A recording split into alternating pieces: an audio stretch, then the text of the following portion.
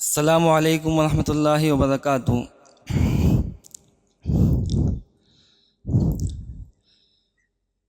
अल्हम्दुलिल्लाह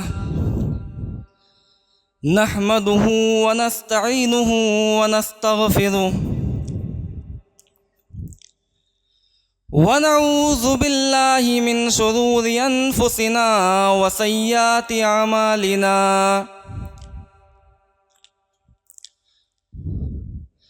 मन यहदिहिल्लाहु फला मुज़िल्ल लहू व मन युज़लिल फला हादिय लहू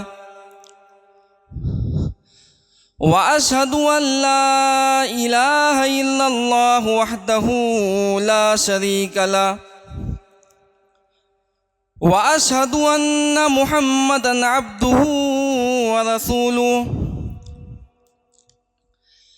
या अय्युहल्लज़ीना आमनुत्तकुल्लाहा हक्का तुकातिही व ला तमूतुन्ना इल्ला व अंतुम मुस्लिमून। या अय्युहन्नासुत्तकू रब्बकुमुल्लज़ी खलक़कुम मिन नफ्सिन वाहिदा व खलक़ मिन्हा ज़ौजहा व बस्स मिन्हुमा रिजालन कसीरन व निसाअ वत्तकुल्लाहल्लज़ी तसाअलून बिही वल अर्हाम इन्नल्लाहा काना अलैकुम रक़ीबा। या अय्युहल्लज़ीना आमनुत्तकुल्लाहा वक़ूलू क़ौलन सदीदा युस्लिह लकुम आमालकुम व यग़फ़िर लकुम ज़ुनूबकुम व मन युतिइल्लाह व रसूलहू फ़क़द फ़ाज़ फ़ौज़न अज़ीमा। अम्मा बअदु फ़इन्न खैरल हदीस किताबुल्लाह व खैरल हदी हदी मुहम्मदिन सल्लल्लाहु अलैहि वसल्लम व शर्रल उमूरि मुहदसातुहा व कुल्ल मुहदसतिन बिदअह व कुल्ल बिदअतिन ज़लालह व कुल्ल ज़लालतिन फ़िन्नार। अऊज़ु बिल्लाहि मिनश शैतानिर रजीम। बिस्मिल्लाहिर रहमानिर रहीम। मन अमिला सालिहम मिन ज़करिन औ उन्सा फलनुहयिन्नहु हयातन तय्यिबह वलनजज़ियन्नहुम अजरहुम बिअहसनि मा कानू यामलून। मोहतरम हाज़रीन जलसा, दीनी और मिली भाइयों, पर्दा नशीन प्यारी माँ और बहनों, नौजवान साथियों, आज के इस इजलास आम में मुझे जिस मौजू पर बोलने के लिए मुकल्लफ़ किया गया है वो मौजू है कि इस्लाहे मुआशरा में ख़वातीन का किरदार। मुआशरे की इस्लाह, समाज और सोसाइटी की इस्लाह करने के लिए ज़रूरी है कि मर्द और औरत दोनों मिलकर काम करें। यानी किसी भी माशरे की इस्लाह उस वक्त तक नहीं हो सकती जब तक के मर्द और औरत दोनों मिलकर काम ना करें, दोनों मिलकर मुआशरे की इस्लाह ना करें। तो मुआशरे की इस्लाह तभी मुमकिन है जब मर्द और औरत दोनों मिलकर काम करेंगे, क्योंकि अल्लाह रब्बुल आलमीन ने कुरान हकीम के अंदर दोनों की जिम्मेदारियाँ बताई हैं। सूरह तौबा के अंदर अल्लाह रब्बुल आलमीन फरमाता है कि वल मुमिनातु बाज़ुहुम औलियाउ बाज़, कि मोमिन मर्द और मोमिना औरतें दोनों आपस में एक दूसरे के दोस्त हैं, एक दूसरे की हेल्पर हैं, एक दूसरे के सहायक हैं, एक दूसरे के सपोर्टर हैं, एक दूसरे के समर्थक हैं। किन चीज़ों में? यामुरूना बिल मारूफ़ी व यनहौना अनिल मुनकर। समाज और सोसाइटी को, अल्लाह की मखलूक को भलाई का हुक्म देने में और समाज को, सोसाइटी को बुराई से रोकने में अल्लाह फरमाता है कि मोमिन मर्द और मोमिना औरतें आपस में एक दूसरे की सपोर्टर हैं, एक दूसरे की समर्थक हैं। अलबत्ता ये बात स्पष्ट है कि समाज और सोसाइटी की इस्लाह में, मुआशरे की इस्लाह में औरतों का जो किरदार होता है, औरतों का जो रोल होता है, उनकी जो भूमिका होती है, और रीढ़ की हड्डी की हैसियत रखती है। क्योंकि किसी भी समाज की इस्लाह करनी हो सबसे पहले घर की इस्लाह की जाएगी, क्योंकि फ़र्द मिलकर अफराद बनते हैं और अफराद से घर बनता है, ख़ानदान बनता है, फैमिली बनती है और फैमिली और ख़ानदान आपस में मिलकर समाज और मुआशरा बनता है। तो किसी भी मुआशरे की इस्लाह करने से पहले सबसे पहले घर की इस्लाह की जाएगी और घर की इस्लाह औरतों के ज़िम्मे होती है, क्योंकि 24 घंटे मर्द घर में नहीं होते हैं, 24 घंटे औरतें घर में होती हैं। इसलिए समाज और सोसाइटी की इस्लाह में औरतों का जो रोल है वो रीढ़ की हड्डी की हैसियत रखता है। जिस तरीके से रीढ़ की हड्डी ख़राब हो जाती है, इंसान बेकार हो जाता है, किसी काम का नहीं रहता है, न वो सही से बैठ पाता है, न सही से चल पाता है। अगर इसी तरीके से औरतें ख़राब हो गई, हमारे समाज और सोसाइटी की ख़वातीन ख़राब हो गई, तो समझिए कि हमारा पूरा मुआशरा और पूरा समाज ख़राब हो गया। तो माशरे की इस्लाह और समाज की इस्लाह में सबसे पहली हमारी और आपकी ज़िम्मेदारी है कि हम और आप अपने घर की इस्लाह करें। और घर की इस्लाह कैसे होगी? जब हम और आप अपने घर में नेक औरतों को लाएंगे, नेक बहुओं को लाएंगे, नेक बीवियां जब हम अपने घर में लाएंगे, तब हमारे घर की इस्लाह होगी। घर की इस्लाह से हमारे समाज और सोसाइटी की इस्लाह होगी। सही बुखारी की रिवायत, अल्लाह के नबी सल्लल्लाहु अलैहि वसल्लम फरमाते हैं, तुनकाहुल मरातु लिअर्बइन लिमालिहा व लिहसबिहा व जमालिहा व लिदीनिहा फज़फर बिज़ातिद्दीन। अल्लाह के नबी फरमाते हैं कि जब माँ अपने लिए बहू तलाश करने के लिए जाती है, जब माँ अपने बेटे के लिए बीवी तलाश करने के लिए जाती है, तो औरतों की आदत होती है कि आम तौर से 4 चीज़ों पर फोकस किया जाता है, 4 चीज़ों पर निगाहें रखी जाती हैं, 4 चीज़ों पर निगाहें डाली जाती हैं। लिमालिहा, सबसे पहले ये देखा जाता है कि लड़की के बाप के पास माल कितना है, प्रॉपर्टी कितनी है, ज़मीन और जायदाद कितनी है। अगर हदीस के टुकड़े का मैं तर्जुमा यूँ तो गलत नहीं होगा, जब मेरा बेटा बारात लेकर आएगा तो मेरे बेटे के सामने चिकन और मटन पेश किया जाएगा कि नहीं पेश किया जाएगा, मेरे बेटे के सामने फिश पेश की जाएगी कि नहीं पेश की जाएगी, मेरे बेटे को 200 आदमी से बारात बुलाया जाएगा कि नहीं बुलाया जाएगा। लिमालिहा, लड़की के माल को देखा जाता है, ज़मीन और जायदाद को देखी जाती है। वली हसबिया, हस्ब व नसब को देखा जाता है, ख़ानदान को देखा जाता है, बिरादरी को देखा जाता है। हम खान है तो हम खानी में शादी करेंगे, सैयद है तो सैयद ही में शादी करेंगे, शेख है तो शेखी में शादी करेंगे, अंसारी है तो अंसारी ही में शादी करेंगे। वली हसबिया, हस्ब व नसब को देखा जाता है, ख़ानदान को देखा जाता है, बिरादरी को देखी जाती है। व जमालिहा, और कुछ ऐसे हैं जो लड़की की ज़ाहिरी सुंदरता को देखते हैं, ज़ाहिरी खूबसूरती को देखते हैं। अल्लाह के नबी फरमाते हैं कि वलिदीनिहा, और कुछ ऐसे लोग हैं जो लड़की की दीनदारी देखते हैं। अल्लाह के नबी फरमाते हैं कि फ़ज़फ़र बिज़ातिद्दीन, जिन लोगों ने दीनदार लड़की का इंतखाब किया, अल्लाह के नबी फरमाते हैं कि वो कामयाब हो गया। और जिन लोगों ने ऐसा नहीं किया, अल्लाह के नबी फरमाते हैं कि तरीबत यदा, उसके दोनों हाथ खाकालूद हो जाए, यानी वो मिट्टी में मिल जाए। लड़की का ख़ानदान अच्छा नहीं है, हस्ब व नसब अच्छा नहीं है, लड़की के बाप के पास माल नहीं है, लड़की उतनी खूबसूरत नहीं है, तब भी चलेगा, लेकिन अगर नहीं चलेगा। लेकिन अगर लड़की के बाप के पास माल नहीं है, खूबसूरत लड़की नहीं है, हस्ब व नसब अच्छा नहीं है, चलेगा। लेकिन अगर लड़की दीनदार नहीं है तो ये नहीं चलेगा। अल्लाह के नबी फरमाती हैं कि तरीबत यदाक, जिन लोगों ने दीनदारी को छोड़कर इन तीनों चीज़ को तरजीह दी, अल्लाह के नबी फरमाती हैं कि वो खाकालूद हो जाए, यानी वो मिट्टी में मिल जाए। नेक औरत की क्या फजीलत होती है? सुनन नसई की एक रिवायत के अंदर अल्लाह के नबी फरमाते हैं, अद्दुनिया कुल्लुहा मताउन, ये दुनिया जितनी की जितनी है तमाम के तमाम फ़ायदा उठाने की चीज़ है। अद्दुनिया कुल्लुहा मताउन, दुनिया के अंदर जितनी भी चीज़ें हैं तमाम के तमाम चीज़ें लाभदायक हैं, फ़ायदा उठाने की चीज़ें हैं। वख़ैरु मताई दुनिया अलमरतुस्सालिहा, लेकिन दुनिया के अंदर सबसे ज़्यादा कोई लाभदायक चीज़ है, इस संसार के अंदर, इस जगत के अंदर सबसे ज़्यादा फ़ायदा उठाने वाली कोई चीज़ है, तो अल्लाह के नबी फरमाती है कि अलमरतुस्सालिहा, नेक औरत है। इसीलिए तिर्मिज़ी की रिवायत के अंदर अल्लाह के नबी फरमाते हैं, इज़ा ख़तबा इलैकुम मन तर्ज़ौना दीनहु व खुलुक़हु, जब भी तुम्हारे घर किसी भी दीनदार लड़के का या किसी भी दीनदार लड़की का रिश्ता आए, अल्लाह के नबी कहते हैं कि अगर तुम उसकी दीनदारी से भी राज़ी हो, उसके अखलाक से भी राज़ी हो, अल्लाह के नबी फरमाते हैं कि फ़ज़व्विजू हो, तो तुम अपनी बेटी की अपने बेटे की या अपनी बेटी की शादी उस लड़के से या उस लड़की से कर दो। इल्ला तफ़अलू, अगर तुम लोगों ने ऐसा नहीं किया,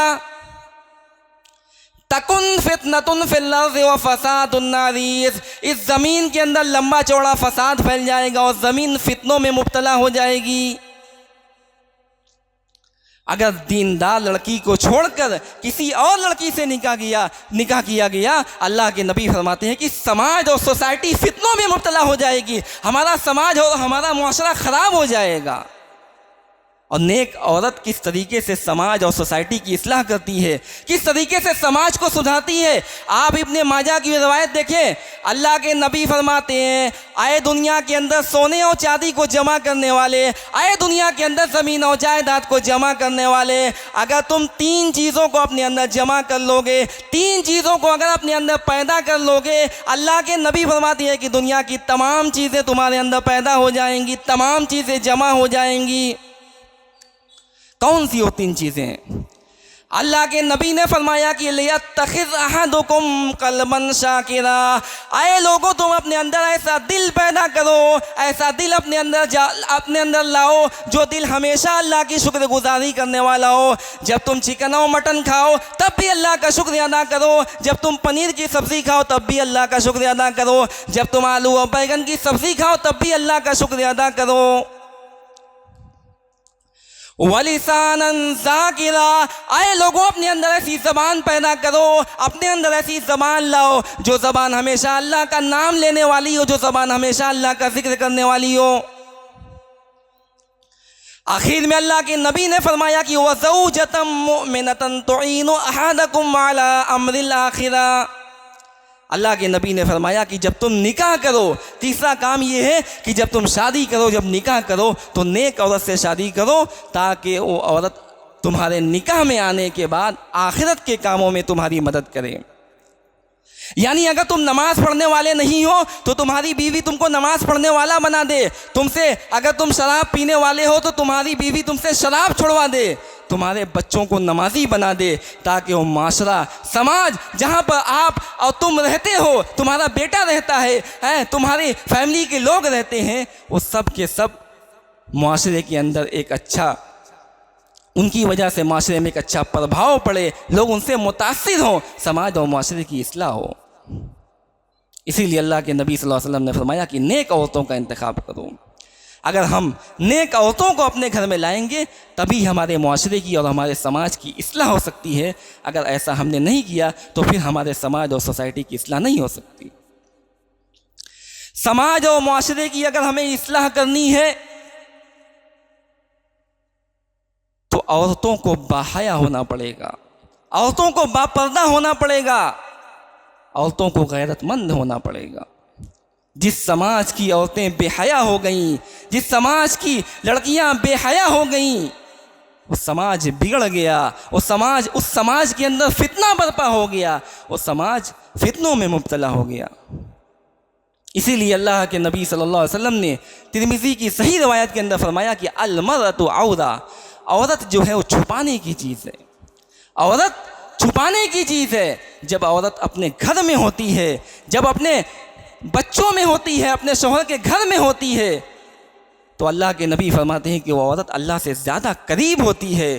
फ़इज़ा खरजत इस्तशरफ़हा शैतान, और जब औरत बेपर्दा होकर, बेहया होकर बाहर निकलती है तो शैतान उसे टकटकी बांध कर देखता है, शैतान आंखें फाड़ फाड़ कर देखता है, शैतान उसका पीछा करता है। इसीलिए अल्लाह के नबी ने फरमाया कि औरत जो है छुपाने की चीज़ है। अगर आपके पास कोई मिठाई हो, आप खुली हुई मिठाई अगर यहाँ पे रख देंगे तो उस पर मक्खी भी बैठेगी, चींटी भी उस पर लगेगी।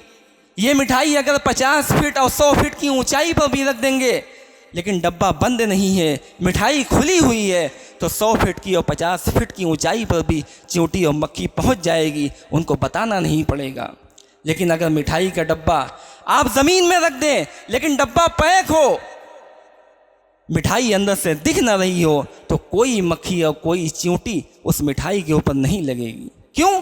क्योंकि डब्बा पैक है, मिठाई दिख नहीं रही है। जो चीज़ दिखती है उसी के ऊपर लोगों की नज़र होती है।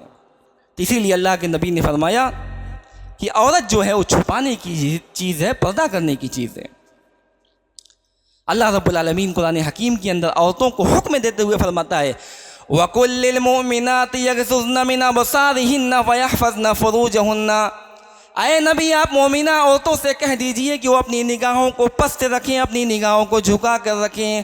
वयहफ़ज़्न फ़ुरूजहुन्ना, अपनी शर्मगाहों की हिफाजत करें। वला युब्दीन ज़ीनतहुन्ना इल्ला मा ज़हरा मिन्हा, और अपनी ज़ीनत को ज़ाहिर न करें, अपनी ज़ीनत को भी छुपाएं, अपनी ज़ीनत को ज़ाहिर न करें मगर उतनी ही चीज़ें जितनी ज़ाहिर हो जाए। सूरह अहज़ाब के अंदर अल्लाह रब्बुल आलमीन नबी की बीवियों को, नबी की बेटियों को, तमाम के तमाम मोमिना औरतों को हुक्म देते हुए फरमाता है, या अय्युहन नबिय्यु कुल लिअज़वाजिका व बनातिका व निसाइल मुमिनीना युदनीना अलैहिन्ना मिन जलाबिबिहिन्ना ज़ालिका अदना अन युरफ़ना फला युज़ैन। आए नबी, आप अपनी बीवियों से कह दीजिए, आप अपनी बेटियों से कह दीजिए, व निसाइल मुमिनीना, और तमाम के तमाम मोमिना औरतों से कह दीजिए, युदनीना अलैहिन्ना मिन जलाबिबिहिन्ना ज़ालिका अदना अन युरफ़ना फला युज़ैन। आए नबी की बीवियों, नबी की बेटियों और तमाम के तमाम मोमिना औरतों, तुम जब भी निकला करो, अपने घर से बाहर निकला करो, तो अपने ऊपर चादर डाल लिया करो, अपने ऊपर दुपट्टा डाल लिया करो, जिल्बाब डाल लिया करो।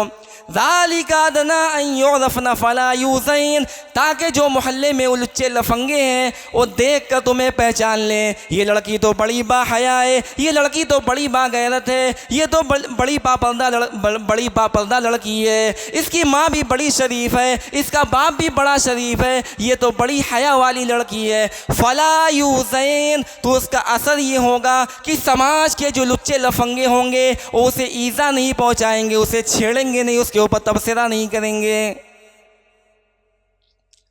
अगर औरत बाहया होगी, बापर्दा होगी, तो उसका असर मुआशरे पर यह पड़ेगा कि समाज के जो लुच्चे लफंगे हैं, जो वाहियात किस्म के लड़के हैं, वो उसके ऊपर नज़र नहीं रखेंगे, उसकी तरफ देखेंगे नहीं, समझ जाएंगे कि बड़ी बाहया और बड़ी बागैरत लड़की आ रही है।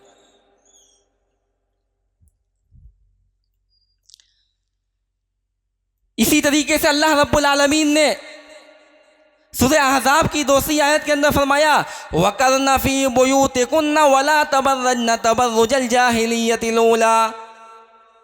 आए नबी की बीवियों, तुम अपने घरों को करार पकड़ लो, अपने घरों को लाजिम पकड़ लो, बिला इजाज़त और बिला ज़रूरत अपने घर से बाहर न जाओ और जाहिलियत वाला बनाओ सिंगार न करो। जब नबी की बीवियों को ये हुक्म दिया जा रहा है कि अपने घरों को करार पकड़ लो, अपने घरों को लाजिम पकड़ लो, तो आज हमारे समाज और मुआशरे की औरतों को किस कदर उनको ये हुक्म ना दिया जाए। जब नबी की औरतों को घर में रहने का हुक्म है, तो फिर हमारे समाज और मुआशरे की औरतों को किस कदर घर में रहने का हुक्म होना चाहिए। आप साहबियात की तारीख पढ़ कर देखें कि किस तरीके से वो बाहया और बापर्दा होकर रहा करती थी।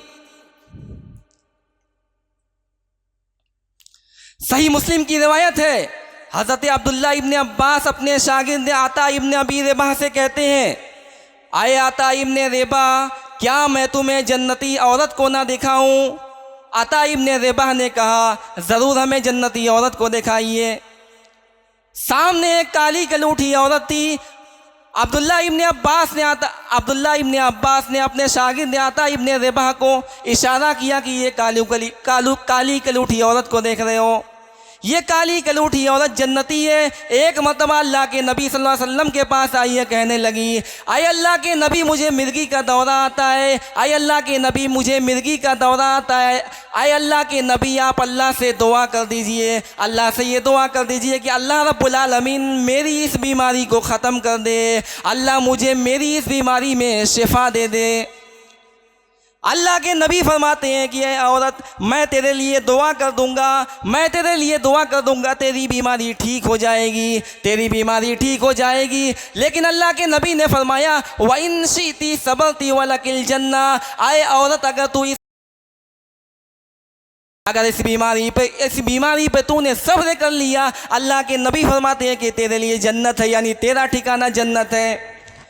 वो औरत कहने लगी, आए अल्लाह के नबी, मैं इस बीमारी में सब्र कर लूँगी, मैं इस बीमारी पर सब्र कर लूँगी, अल्लाह के नबी मुझे जन्नत चाहिए। लेकिन अल्लाह के नबी, आपसे एक गुजारिश है, आए अल्लाह के नबी, जब मुझे मिर्गी का दौरा आता है, आए अल्लाह के नबी, मैं ज़मीन में गिर जाती हूँ और मेरा सतर खुल जाता है, आए अल्लाह के नबी, अल्लाह से आप दुआ कर दीजिए, जब भी मुझे मिर्गी का दौरा आए, जब भी मुझे ये बीमारी आए तो मेरा सतर ना खुले, मैं नंगी ना हूँ, मैं बरहना ना हूँ, मैं किसी के सामने बेहया ना बन जाऊं।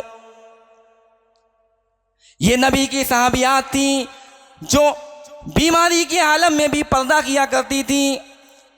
हज़रत अस्मा बिन्त अबी बकर रज़ी अल्लाह अन्हुमा के बारे में आता है कि जब इनकी शादी अब्दुल्ला इब्न ज़ुबैर रज़ी अल्लाह अन्हु से हुई, अब्दुल्ला इब्न ज़ुबैर रज़ी अल्लाह अन्हु का बाग बड़ी दूर था।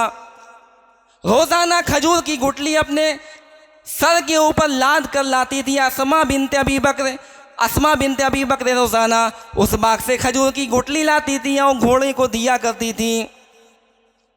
रास्ते से जा रही है, एक मरतबा अल्लाह के नबी का गुज़र उसी रास्ते से हुआ।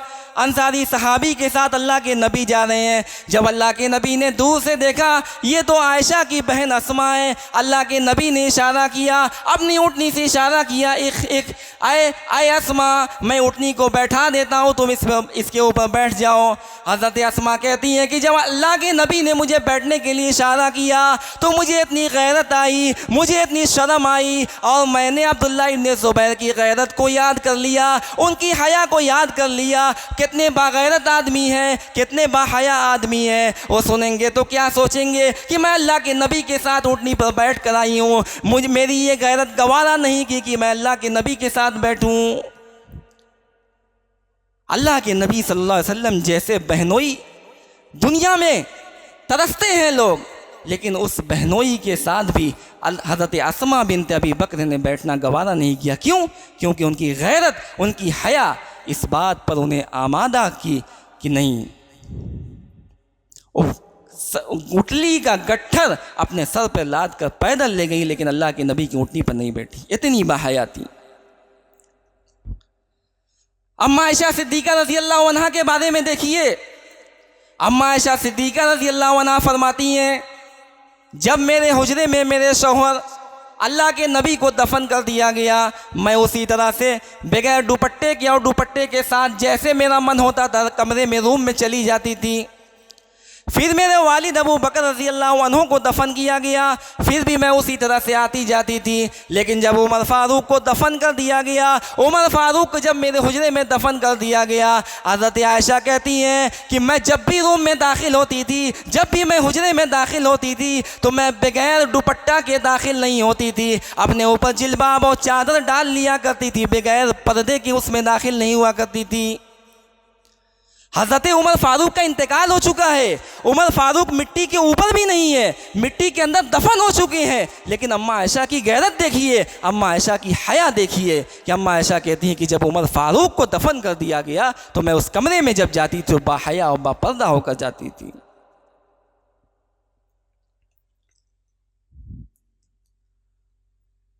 हज़रत फ़ातिमा रज़ी अल्लाह अन्हा के बारे में आता है, उन्होंने अस्मा बिन्ते हुमैस से शिकायत की कि आए अस्मा,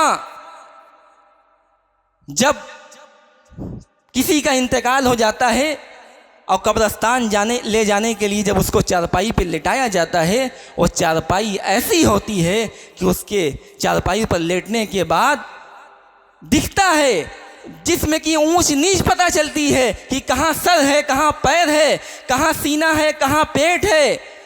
ये मुझे देखकर इतनी घिन आती है, मैं नहीं चाहती हूँ कि मेरे इंतकाल के बाद मुझे भी इसी तरह से ले जाया जाए। हज़रत अस्मा बिन्त हुमैद कहती हैं कि मैंने हबशा के अंदर इसकी एक मिसाल देखी है कि वहाँ की जो चारपाई होती थी गोल नुमा होती थी, यानी उसमें लेटने के बाद जिसमें कि ऊंच नीच तो पता चलना बहुत दूर की बात है, ये भी नहीं पता चलता है कि ये जनाजा मर्द का है कि औरत का है। हज़रत फ़ातिमा रज़ी अल्लाह अन्हा ने फरमाया, आए अस्मा बिन्त हुमैर, जब मेरा इंतकाल हो जाए मैं इस बात की वसीयत करती हूँ कि तुम मुझे उसी चारपाई में कब्रिस्तान ले जाने का हुक्म देना। लोगों को बताना कि हज़रत फ़ातिमा ने इस बात की वसीयत की है कि उन्हें ऐसी गोलनुमा चारपाई में ले जाया जाए जहाँ उनके जिस्म का ऊंच नीच यानी पता ही ना चले कि ये जनाजा मर्द का है या औरत का है। ये हज़रत फ़ातिमा रज़ी अल्लाह अन्हा किस तरीके से पर्दा किया करती थी। आज हमारे ज़माने की औरतों को देखिए, मगरिबी तहजीब, वेस्टर्न कल्चर और पश्चिमी सभ्यता से किस तरीके से हमारी माएँ और बहनें प्रभावित हो रही हैं, मुतासिर हो रही हैं। ऐसे ऐसे ट्रांसपेरेंट लिबास पहने जा रही हैं जिसमें कि एक एक चीज़ें दिखाई देती हैं। इसी ज़माने के बारे में अल्लाह के नबी ने फरमाया था, सिनफ़ान मिन अहलिन्नार लम अराहुमा कौमुन माअहुम सियातुन काज़नाबिल बकर यज़िबून बिहन्नास। दो तरह के लोग ऐसे जहन्नम में दाखिल होंगे जिन दो तरह के लोगों को मैंने नहीं देखा। अल्लाह के नबी फरमाते हैं कि एक वो लोग होंगे कौमुन माहुम सियातुन काज़नाबिल बकर यज़िबून बिहन्नास, जिनके पास गाय की दुम की तरह एक कोड़ा होगा, यज़िबून बिहन्नास, जिससे वो लोगों को मार रहे होंगे, जिससे लोगों को पीट रहे होंगे। वनिसाउन कासियातुन आरियातुन मुमिलातुन माइलात, और अल्लाह के नबी फरमाते हैं कि दोस्तियों औरतें होंगी जो कपड़ा पहनने के बावजूद भी नंगी हुआ करेंगी, यानी ऐसा कपड़ा पहनेंगी कि कपड़ा पहनने के बाद भी वो नंगी नजर आएंगी। अल्लाह के नबी फरमाते हैं कि जब ऐसी औरतों को अल्लाह रब्बुल आलमीन जन्नत के अंदर दाखिल नहीं करेगा और इन औरतों को जन्नत से इतना दूर रखेगा कि ये जन्नत की खुशबू भी नहीं पा सकती।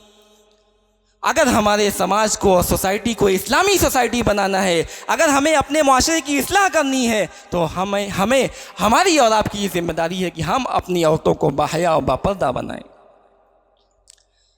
तीसरी चीज़, अगर हम अपने समाज की इस्लाह चाहते हैं, अपनी सोसाइटी की हम इस्लाह चाहते हैं, तो औरतों को दीनी तालीम हासिल करना होगा।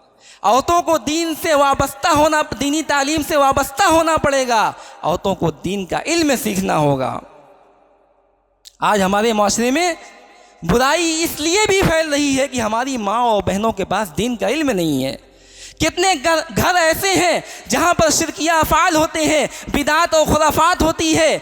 औरतों में बिदात और खुराफात हो रही है, शिरकिया अफ़ाल किए जा रहे हैं, उनको कोई रोकने वाला नहीं है, उनको कोई समझाने वाला नहीं है, क्योंकि जितनी भी घर में औरतें हैं सारी की सारी औरतें दीन से दूर हैं। उन्हें दीन का कोई इल्म नहीं है, उन्हें दीन का कोई ज्ञान नहीं है।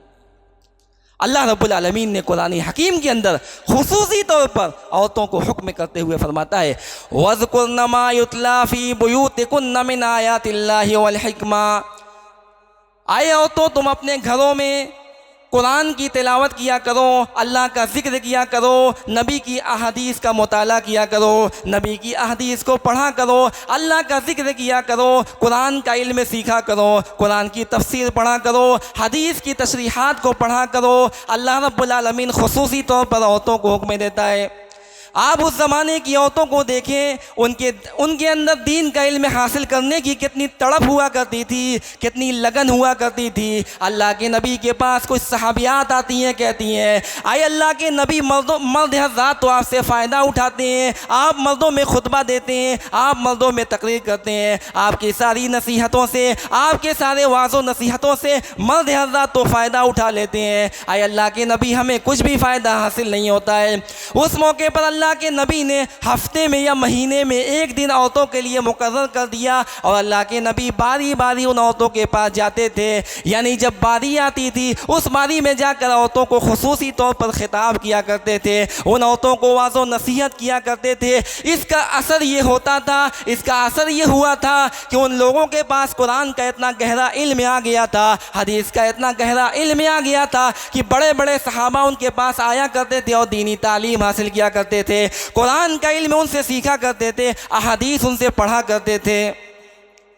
सही बुखारी की रवायत है, हज़रत अब्दुल्ला इब्न मसूद रज़ी अल्लाह अन्हु ने एक मरतबा फरमाया कि लान अल्लाहुल वाशिमाति वल मुतशिमाति, अल्लाह की लानत हो गोदना गोदवाने वाली और गोदना गोदने वाली औरतों के ऊपर। अल्लाह की लानत हो गोदना गोदने वाली और गोदना गोदवाने वाली औरतों के ऊपर, और अल्लाह की लानत हो अपने चेहरे का बाल उखड़वाने वाली यानी अपने आईब्रो को सेट करवाने वाली औरतों के ऊपर, और अल्लाह की लानत हो उन औरतों के ऊपर जो अपनी सुंदरता को दिखाने के लिए, अपनी खूबसूरती को दिखाने के लिए जो अपने दांतों के दरमियान में गैपिंग कराती हैं। अल्लाह की लानत हो उन औरतों के ऊपर। और जब ये बात कबीले बनी असद की एक औरत जिसको उम्म याकूब कहा जाता है, जब ये बात उस औरत के पास पहुंची, उस औरत को ये मालूम हुआ कि अब्दुल्ला इब्न मसूद ने ऐसी ऐसी औरतों के ऊपर लानत भेजी है। वो औरत अब्दुल्ला इब्न मसूद के पास आती है, कहती है, आए अब्दुल्ला इब्न मसूद, क्या आपने ऐसी ऐसी औरतों के ऊपर लानत भेजी है? क्या आपने ऐसी ऐसी औरतों के ऊपर अल्लाह की लानत भेजी है? कहा, हाँ, मैं क्यों ना उन औरतों के ऊपर लानत भेजूँ जिन औरतों के ऊपर अल्लाह के नबी ने लानत भेजी हो और जो कुरान में मौजूद है। वह औरत कहने लगी, मैंने पूरा कुरान पढ़ डाला, 2 दफ्तियों के दरमियान में जो कुछ भी है यानी 1 से लेकर 30 तक का मैंने पूरा पारा पढ़ डाला, लेकिन मुझे कहीं भी ये बात नज़र नहीं आई कि अल्लाह ताला ने उन औरतों के ऊपर लानत भेजी है।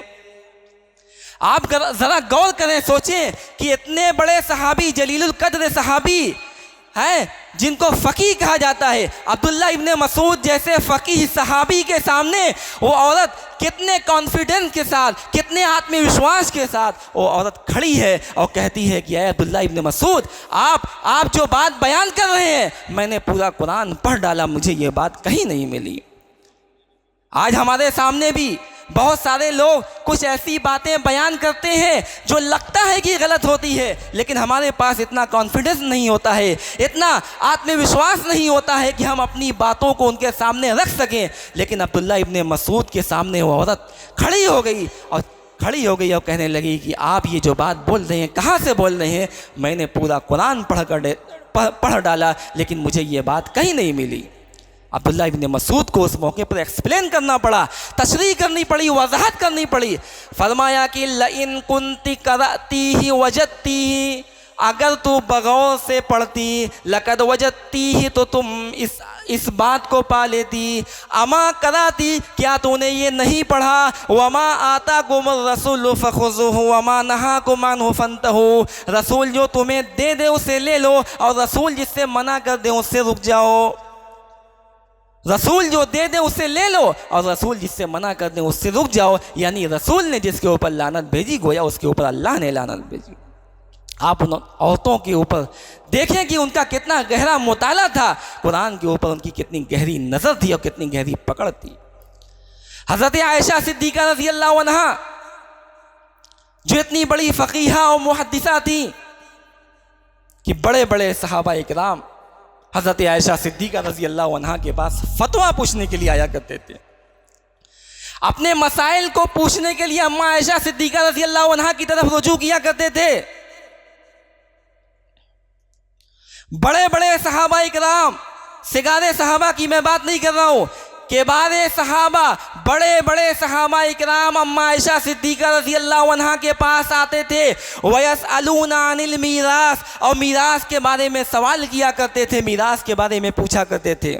उलमा बैठे हैं, जानते हैं कि मीरास के मसाइल कितने पेचीदा हैं, कितने मुश्किल है, लेकिन वो बड़े बड़े सहाबा इकराम अम्मा आयशा की तरफ रुजू किया करते थे और अम्मा आयशा से उन बड़े बड़े मसाइल का हल पूछा करते थे।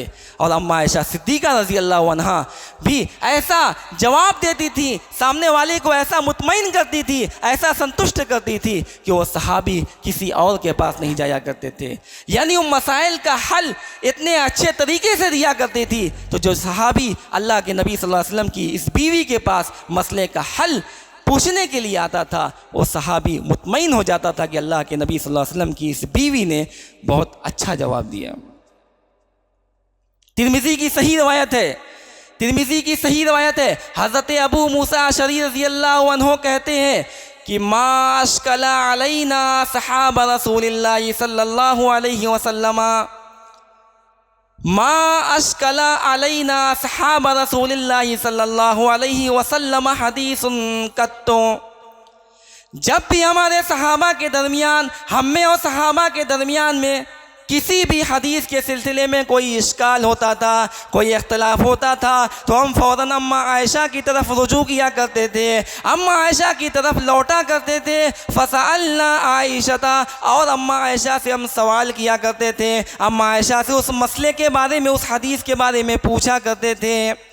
इल्ला वजदना इंदहा मिनो इल्मन, तो अम्मा आयशा के पास आने के बाद हमें उस मसले के बारे में ज़रूर कोई जानकारी मिलती थी, हमें ज़रूर उस बारे में कोई इल्म होता था। अम्मा आयशा रज़ी अल्लाह अन्हा के पास जब आते थे तो अम्मा आयशा ऐसा जवाब देती थी कि सहाबा मुतमईन हो जाते थे। अगर हमें अपने मुआशरे की इस्लाह करनी है, अपने घर को, अपने मुआशरे को इस्लामी मुआशरा बनाना है, तो हमें और आपको चाहिए कि हम अपने घर की बेटियों को, अपने घर की बच्चियों को, अपने घर की माँओं को हम दीनी तालीम दें, उन्हें दीन का इल्म दें, उन्हें कुरान की तफसीर ला कर दें। हम अपने घरों में अहादीस की किताबें रखें ताकि उन औरतें उनका मुताला करें और उन्हें दीन की कम से कम मोटी मोटी बातें उन्हें मालूम हो जाए। अगर मुआशरे की इस्लाह करना है तो हमें अपने घर की औरतों को दीनी तालीम देना होगा। वक्त मेरा ख़त्म हो गया है। अल्लाह रब्बुल आलमीन से हम दुआ करते हैं कि लाल आलमीन तू हमारे समाज और सोसाइटी की इस्लाह फरमा दे। अल्लाह तू हमारी माँओं और बहनों को दीनी तालीम हासिल करने की तौफीक दे। अल्लाह तू हमारी माँओं और बहनों को बाहया और बापर्दा बना दे। अल्लाह जब तक हम इस दुनिया में ज़िंदा रहें, इस्लाम पर ज़िंदा रहें, और जब हमारा ख़ात्मा हो तो शहादत का कलमा हमारी ज़बान पर हो। सुबहान रब्बिका रब्बिल इज़्ज़ति अम्मा यसिफ़ून व सलामुन अलल मुरसलीन वल्हम्दुलिल्लाहि रब्बिल आलमीन। वस्सलामु अलैकुम व रहमतुल्लाहि व बरकातुहू।